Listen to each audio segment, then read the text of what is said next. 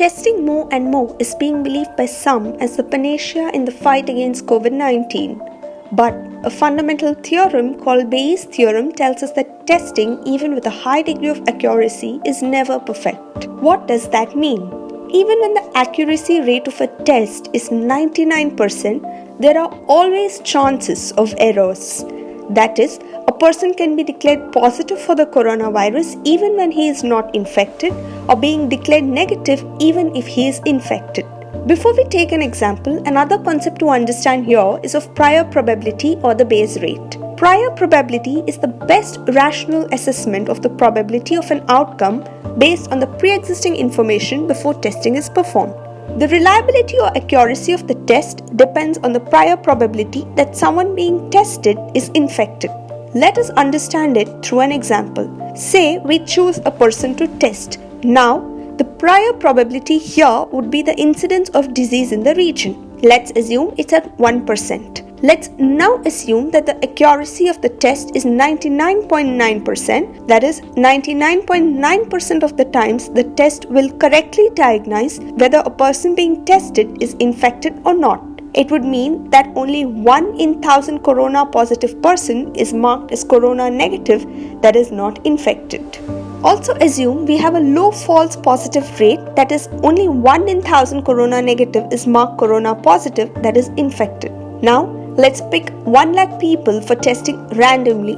With 1% probability rate, 1,000 people will be corona positive. The test will mark 999 as corona positive and 1 as corona negative. Among the rest 99,000, the test will mark 99 as corona positive and the rest 98,901 as corona negative. So, if the test declares a person corona positive, what is the probability of the person actually being infected is equal to 999 by 999 plus 99, which will be 10 by 11 or 91%.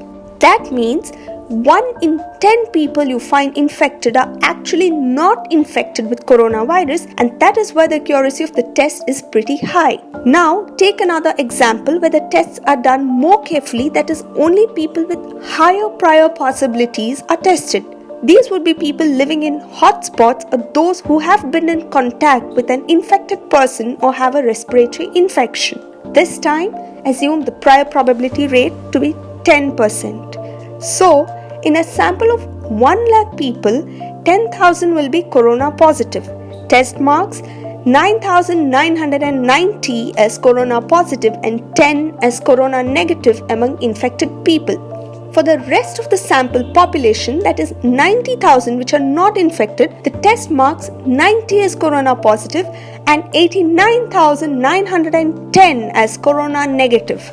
So, if the test declares a person corona positive, what is the probability of the person actually being infected is equal to 9,990 by 9,990 plus 90, which will be 99.1%.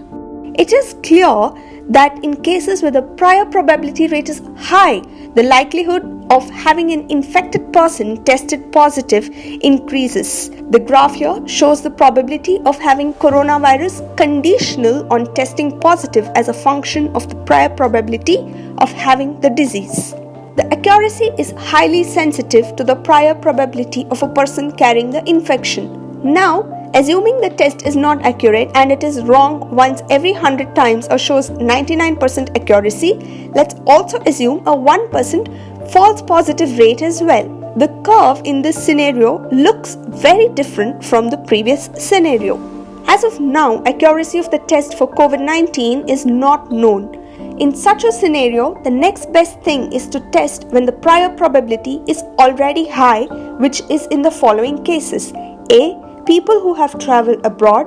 B. People who have come in contact with infected people. C. People with respiratory illnesses. And D. People who have taken part in the Tablighi Jamaat congregation. This is exactly what India is doing, and the naysayers or so-called experts are only slamming.